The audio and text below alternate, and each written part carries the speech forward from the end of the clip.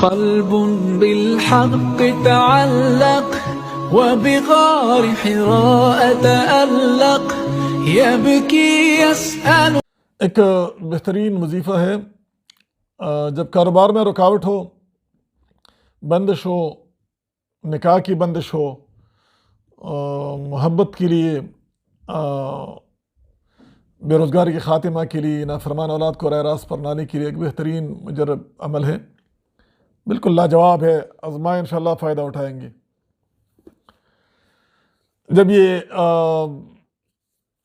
کسی بھی جو قمری معاش ہوتا ہے، جب وہ شروع کی ابتدائی ہفتہ جو ہوتی ہے، جو نیا چاند جب طلوع ہو جاتی ہے، اس کی شروع میں بدھ و جمعرات اور جمعہ، ان 3 راتوں کو ہر رات بدھ سے شروع کرے اور جمعرات اور جمعہ کو 921 مرتبہ سورہ کوثر پڑھے.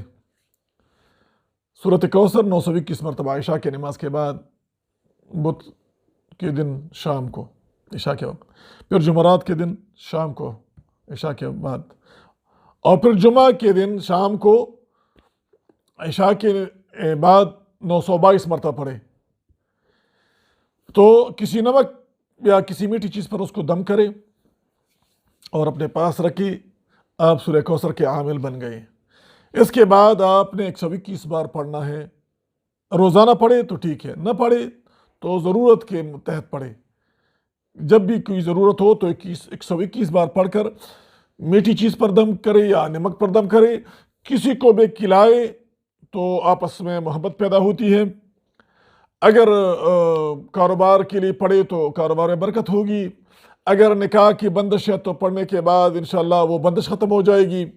اگر اولاد نافرمان ہے اور اس کو پڑھ کر کے میٹھی چیز پر اور اپنے اولاد کو کھلائے تو وہ جو نافرمان اولاد ہے انشاءاللہ وہ فرمان بردار بن جائے گا. بہت مجرب ہے، جس نے بھی کیا ہے اللہ تعالیٰ نے اس کو اس کا رزلٹ بہت 100% آیا ہے. میں نے جس کو بھی یہ وظیفہ دیا ہے، تو آپ سب کو اجازت ہے انشاءاللہ ایک پڑھیں. جزاک اللہ خیر.